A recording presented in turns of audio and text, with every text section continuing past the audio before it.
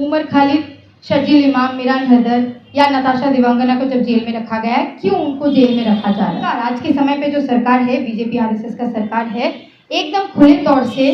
ये लोग डरते हैं ऐसे शख्सियत से, ऐसे लोगों से, ऐसे स्टूडेंट्स से जो ये क्रिटिकल थिंकिंग रखे। जो ये सरकार है उन्होंने अलग अलग केसेस में फंसा रखा है और जिनको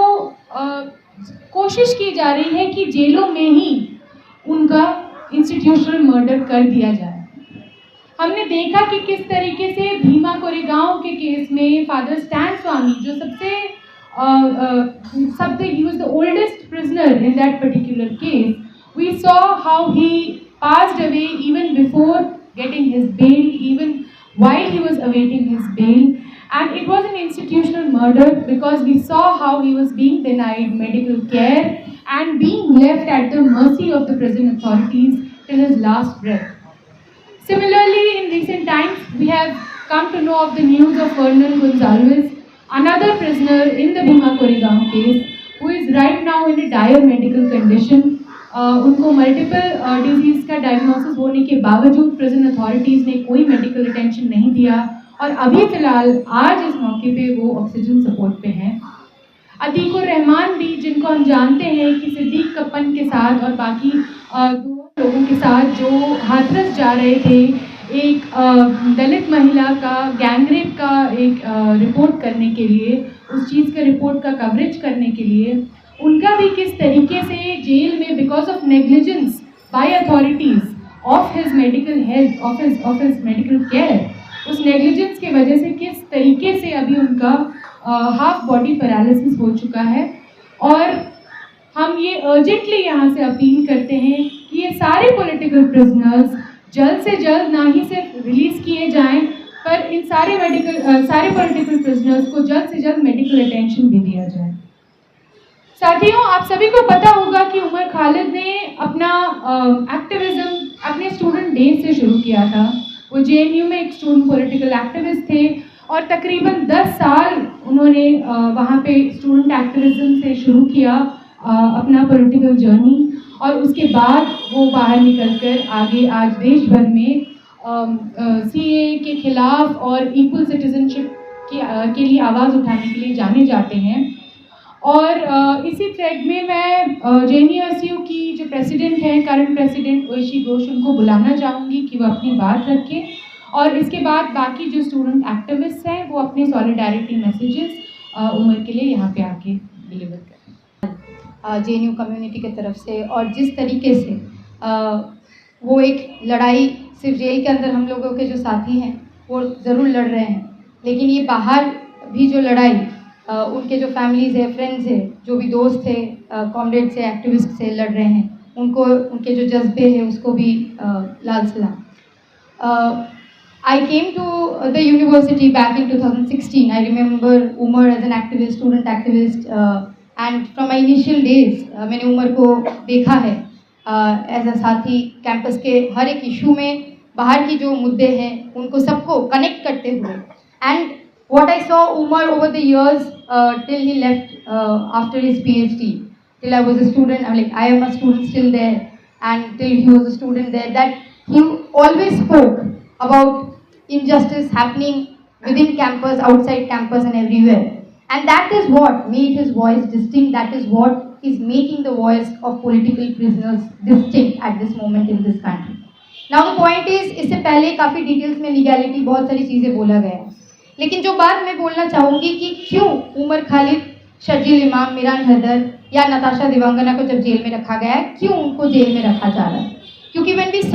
saw anti-CA protests or anti-NRC protests, we saw that these were the student activists who connected masses, who had the bravery, the courage to speak truth to power. ये लोग हिम्मत से सच्चाई को आज के समय पे बोलने का जो हिम्मत चाहिए उनमें है। और सरकार, आज के समय पे जो सरकार है, बीजेपी आरएसएस का सरकार है, एकदम खुले तौर से ये लोग डरते हैं ऐसे शख्सियत से, ऐसे लोगों से, ऐसे स्टूडेंट्स से जो ये क्रिटिकल थिंकिंग रखे। हम जब बोल रहे हैं कि जब पब्लिक एजुकेशन को ख़त्म किया जा रहा है, ये एक अलग से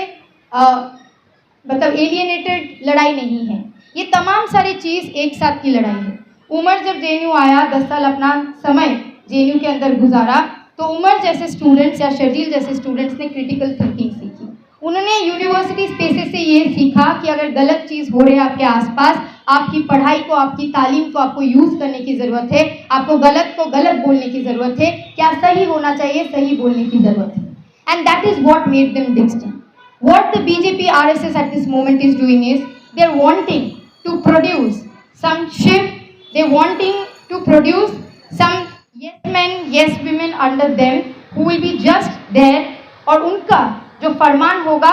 वो देश के अंदर सिर्फ हाँ में हाँ भर के उसको फॉलो करते जाएंगे, उनके डिक्टेट्स जो है वो लेते जाएंगे। And whenever there are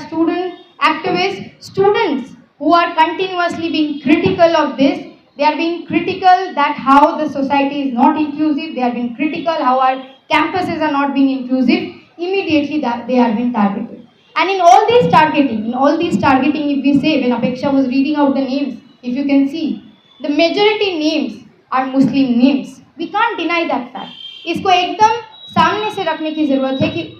all those names, the kind of hunting, the kind of targeting at this moment it is happening, it's more on the Muslim names. Why? Because it's very easy for the BJP and the RSS to portray a certain kind of image, the kind of ingrained Islamophobic sentiments that are there within the society. It is very easy to put these names and tell to the society कि अगर मुसलमान थे, अगर इन्होंने विरोध किया है तो इनका जो बात है ये कभी सही नहीं हो सकता, इन्होंने अगर विरोध किया है तो वो कुछ फसाद बनाने के लिए विरोध किया है। And there is no logical thing. I was reading Umar's article exactly like one of the former speaker was saying, and Umar exactly wrote that in one of the paragraphs कि जब वो अपने बेल के बारे में या उनके UAPA में जो चार्जेस लगाया गया है, जेल के अंदर जो इनमेट से या वहाँ पे जो लोग हैं उनसे बात करने की कोशिश करते,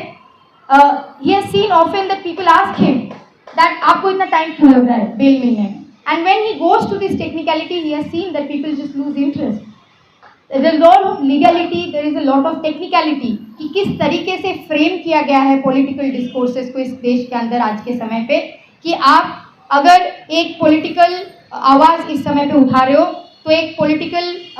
आवाज़ इस समय पे सरकार के खिलाफ उठा रहे हो, तो आपके इर्द गिर्द, आपके साथ, आपके नाम के साथ जिस तरीके से एक सिस्टमिक तरीके से हंटिंग आपको किया जाएगा, एक स्ट्रक्चरल तरीके से कि आप लोगों को समझाते समझाते शायद आपका बहुत सारा टाइम जाया हो जाएगा और या गुजर जाएगा। Exactly with UAPA that's the thing. ये नहीं है कि स्टेट को प्रूव करना पड़ेगा कि why is Umar the thing, it's opposite. Umar और any of the political prisoners have to prove themselves that why are they innocent और why are they not guilty. But the point is arrest state की तरफ से हुआ है। Police has said that they have found certain allegations, whatever the allegations are. But now it's on the burden is on the political prisoners at this moment, that they have to continuously go ahead, go behind and prove that they are not guilty of certain things. And ये बात एकदम सच्चाई के साथ है कि उमर के speeches अगर हम लोग देखें, हम मीरान के देखें, शर्जील के देखें, इवन तमाम सारे जो पॉलिटिकल प्रिजनर्स हैं उनकी जो एक्टिविटीज़ रहे हैं, हमने उनको हमारे साथ, हमारे बहुत समय पे हमारे प्रोटेस्ट के साथ, मूवमेंट्स के साथ उनको देखा है लगातार किस तरीके से वो लोग ऑर्गेनाइज कर रहे थे, लार्जर मूवमेंट्स को ऑर्गेनाइज कर रहे थे, लार्जर सेक्शंस को ऑर्गेनाइज कर रहे थे। What Umar said in Maharashtra, I remember back in 2020 before the pandemic just shift in, Umar, me, Safoora, we all were speaking in one of the platforms and Umar का क्लिप उस समय पे काट के वायरल किया जा रहा था by the godi media, and Umar was saying exactly कि आज ये लोग ये चला रहे, पता नहीं कब इसी के बहाने अरेस्ट कर लिया जाए। And we know in September, some months down the lane, March में पैंडेमिक आया, everything was lock and the priority of a government in pandemic was not to address people's issue but to arrest people who have been speaking truth, क्योंकि वो सही समय था, उनको पता था कि लार्जर डेमोक्रेटिक जो वॉइसेस है वो सड़क पे नहीं उतर पाएंगे, वो लोग बात नहीं रख पाएंगे। And the government very well knows at this moment that a lot of us, Umar's friends, family, all of us, those who stand by Umar and all the political prisoners, we very well know that there has been no mistake on their part. We very well know that. There is, when we are standing here right here giving our solidarities, we very well know that how fabricated charges are. Even in the Bhima